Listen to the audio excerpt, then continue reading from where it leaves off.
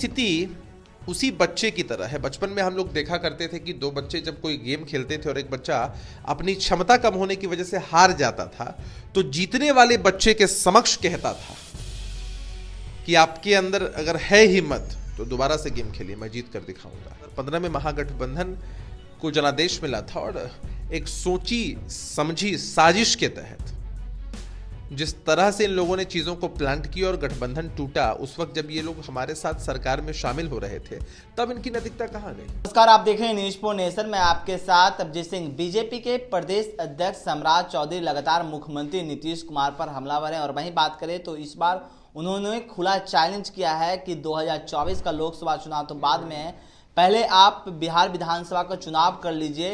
इसी पर बात करने के लिए हमारे साथ हैं जदयू के प्रवक्ता अभिषेक झा हैं। सर, जिस तरह से अभिषेक ये सम्राट चौधरी खुला चैलेंज कर रहे हैं, मुख्यमंत्री को बोल रहे हैं कि आप हैं हिम्मत तो विधानसभा को भंग करिए और चुनाव करवा लीजिए। सम्राट चौधरी जी की इतनी राजनीतिक हैसियत नहीं है कि वो नीतीश कुमार जी को चैलेंज कर सके। और दूसरा कि उनकी स्थिति उसी बच्चे की तरह है। बचपन में हम लोग देखा करते थे कि दो बच्चे जब कोई गेम खेलते थे और एक बच्चा अपनी क्षमता कम होने की वजह से हार जाता था, तो जीतने वाले बच्चे के समक्ष कहता था कि आपके अंदर अगर है हिम्मत तो दोबारा से गेम खेलिए, मैं जीत कर दिखाऊंगा। तो सम्राट चौधरी जी वही काम कर रहे हैं। समझते हैं कि चुनाव कराना गुड्डे गुड़ियों का खेल है। अरे भाई, अगर चुनाव होता है तो उसमें जनता की गाढ़ी कमाई लगती है। चुनाव आयोग स्थितियों की समीक्षा करने के बाद निर्णय लेता है और सम्राट चौधरी जी हमेशा हल्की बातें करने के लिए ही जाने जाते हैं। कुछ भी कहें उससे फर्क नहीं पड़ता है। चुनाव कभी भी हो, लोकसभा के हो, विधानसभा के हो, बिहार के आम जनमानस का जो भरोसा है वो आदरणीय नीतीश कुमार जी के साथ है और हमेशा रहेगा। लेकिन उनका कहना है कि नीतीश कुमार तो जनादेश को धोखा देकर वो सरकार बनाते हैं। वो कहते हैं कि है हिम्मत तो लड़के दिखाइए। 2017 में मुंह में दही था।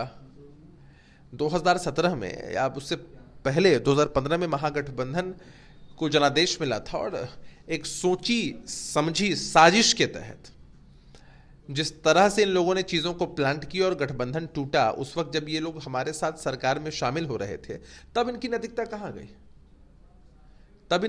कहां गई? सम्राट चौधरी जी बातें तो बड़ी बड़ी करते हैं, लेकिन नैतिकता का पाठ किसी को ना पढ़ाएं तो ही अच्छा होगा। जिस तरह से बात करें कि चिराग पासवान वो कह रहे हैं कि विशेष राज्य के दर्जा की मांग कर रहे हैं, चुनाव आता है उसमें विशेष राज्य के दर्जा की मांग करते हैं। 33 साल से तो दोनों भाई का सरकार थे, उस टाइम में क्यों नहीं लाए? नीतीश कुमार तो यूपीए के साथ भी, एनडीए के साथ काफी देर सरकार में थे, उसमें क्यों नहीं मांग कर रहे थे? विशेष राज्य के दर्जे की मांग नीतीश कुमार जी के साथ साथ हर बिहारवासी की है, आपकी है, हमारी है, हम सभी की है। और इस मांग को नीतीश कुमार जी ने समय समय पर उचित फोरम पर उठाया है, आंदोलन तक किए हैं। केंद्र की सरकार ने हमेशा डबल इंजन का दम्भ भरा, लेकिन बिहार के विकास के लिए कुछ भी नहीं किया।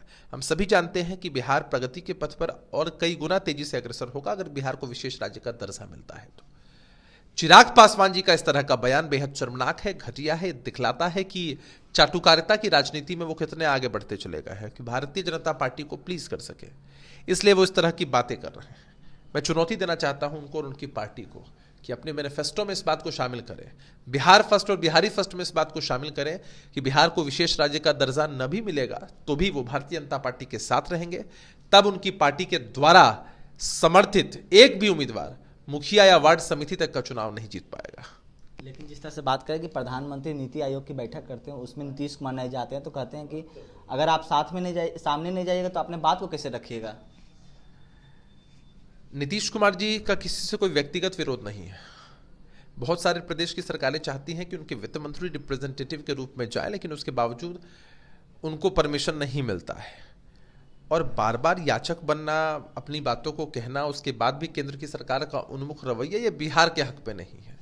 कई बार बिहार की तरफ से इन बातों को उठाया गया है, लेकिन केंद्र की सरकार ने कुछ किया नहीं है। तो अब कितनी याचना और क्यों याचना? याचना नहीं, अब रण होगा, संघर्ष बड़ा भीषण होगा। चलिए।